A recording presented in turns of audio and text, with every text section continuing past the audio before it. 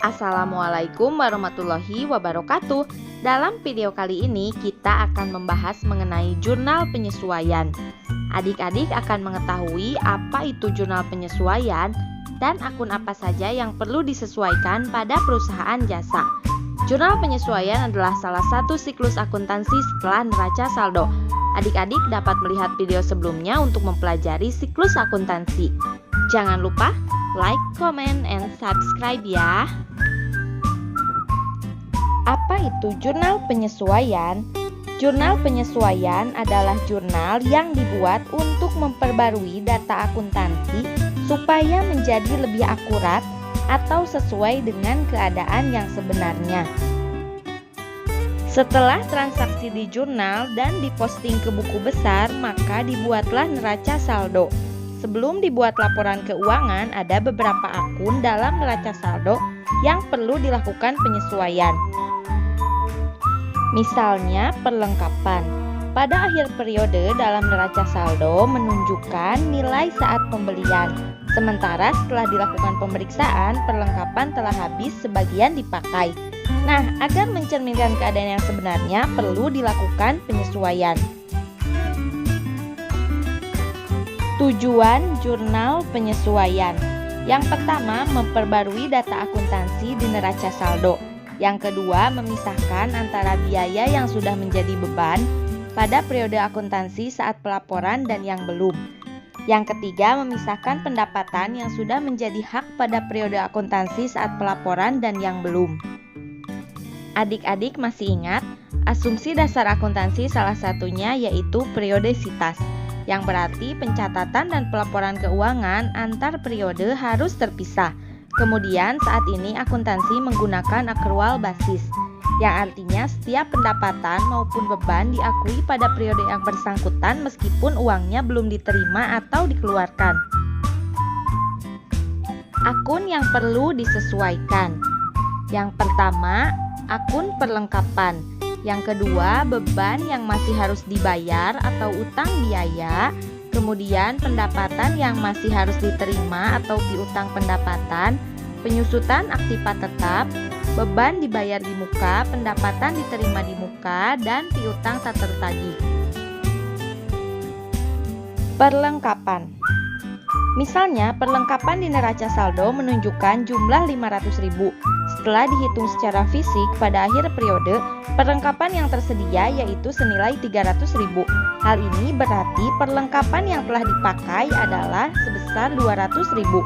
Sehingga jurnal penyesuaian yang perlu dibuat adalah beban perlengkapan pada perlengkapan sebesar 200.000. Setelah penjurnalan tersebut, maka saldo perlengkapan di buku besar akan sesuai dengan keadaan yang sebenarnya, yaitu sebesar Rp300.000. Utang biaya. Misalnya, perusahaan membayar upah pegawai mingguan tiap hari Sabtu. Tarif upah Rp50.000 per hari. Pembayaran upah terakhir yaitu tanggal 28 Desember. Dengan demikian, upah tanggal 30 dan 31 belum dibayar karena akan dibayar pada hari Sabtu tanggal 4 Januari tahun berikutnya. Ini berarti sampai akhir periode akuntansi terdapat upah yang belum dibayar 2 hari. Sehingga perlu dibuat jurnal penyesuaiannya, yaitu beban gaji pada utang beban masing-masing Rp100.000.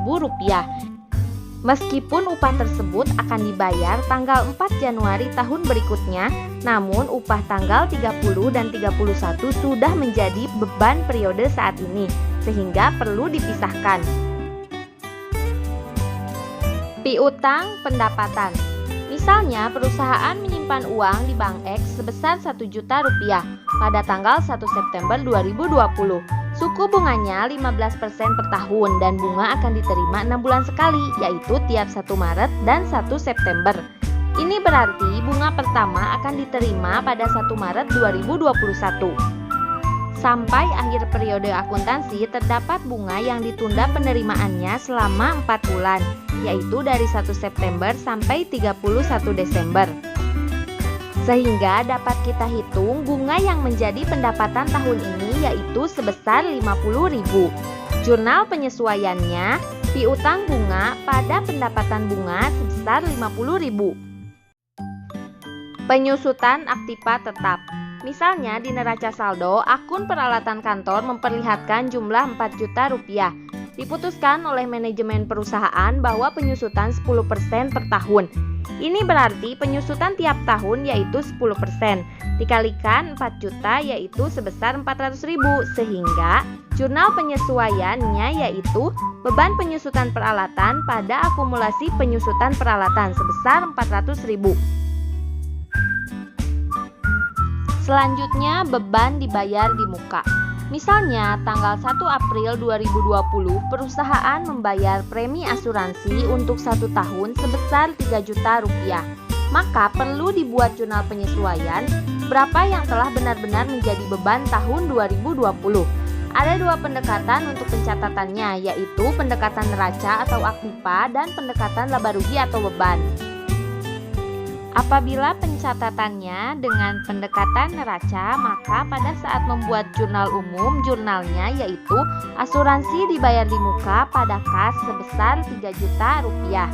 Sehingga saat jurnal penyesuaiannya dibuat, jurnalnya yaitu beban asuransi pada asuransi dibayar di muka sebesar 2.250.000. Kemudian pendekatan laba atau rugi. Pada saat penjurnalan umumnya yaitu beban asuransi pada kas sebesar 3 juta rupiah. Saat jurnal penyesuaiannya dibuat yaitu asuransi dibayar di muka pada beban asuransi sebesar 750.000. Silahkan adik-adik perhatikan gambar berikut. Pembayaran premi asuransi yaitu pada 1 April 2020. Sementara periode akuntansi berakhir pada 31 Desember 2020. Hal ini berarti 9 bulan sudah menjadi beban. Intinya, saldo akhir beban asuransi harus menunjukkan Rp2.250.000, yaitu 3 juta dibagi 12 dikali 9 bulan.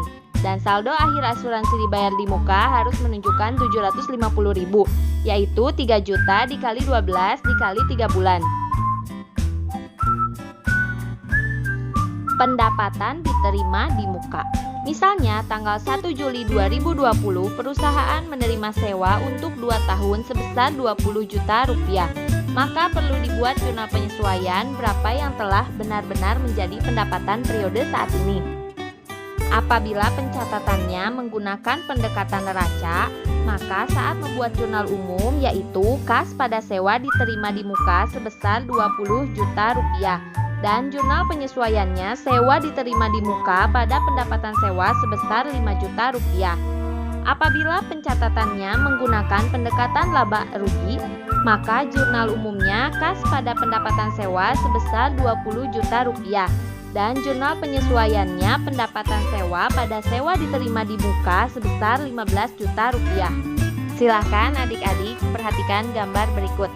Pada saat menerima pendapatan sewa yaitu 1 Juli 2020. Periode akuntansi berakhir pada 31 Desember 2020, sehingga yang sudah benar-benar menjadi pendapatan yaitu selama 6 bulan. Sehingga saldo akhir pendapatan sewa harus menunjukkan 5 juta rupiah, yaitu 20 juta dibagi 24 dikali 6 bulan. Selanjutnya, piutang tak tertagih. Piutang yang terjadi tidak selamanya bisa ditagih. Ada kalanya dengan berbagai alasan piutang tersebut tidak diterima pembayarannya. Misalnya, perusahaan memiliki piutang 8 juta dan piutang tersebut dipastikan tidak akan dibayar oleh debitur.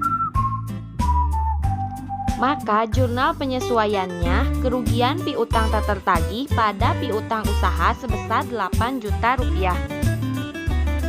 Setelah semua jurnal penyesuaian dibuat, kemudian diposting ke buku besar dan dibuatlah kertas kerja. Sehingga saldo-saldo akun telah sesuai keadaan sebenarnya dan siap untuk dibuat laporan keuangan. Akun-akun tersebut perlu disesuaikan baik dalam perusahaan jasa, dagang maupun manufaktur. Dan akan lebih banyak lagi akun yang perlu disesuaikan untuk perusahaan dagang dan manufaktur. Demikian video mengenai jurnal penyesuaian. Semoga adik-adik paham ya. Apabila ada yang ingin ditanyakan, silakan post di kolom komentar. Terima kasih. Wassalamualaikum warahmatullahi wabarakatuh.